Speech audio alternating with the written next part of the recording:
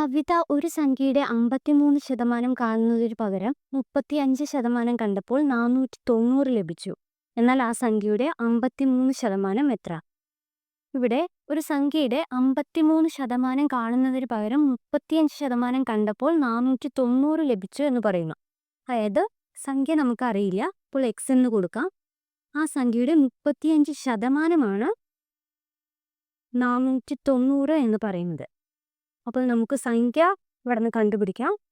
X എന്ന് പറയുന്നത് 490 ഇതിന് 100 ഹരിക്കണം 35. നമുക്ക് വെട്ടി കുറയ്ക്കാം.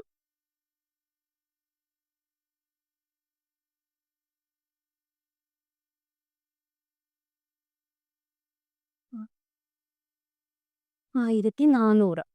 ഇപ്പോൾ സംഖ്യ എന്ന് പറയുന്നത് 1400 എന്ന് ലഭിച്ചു. ഇനി ആ സംഖ്യയുടെ 53% എത്രയാണെന്നാണ് ചോദ്യം.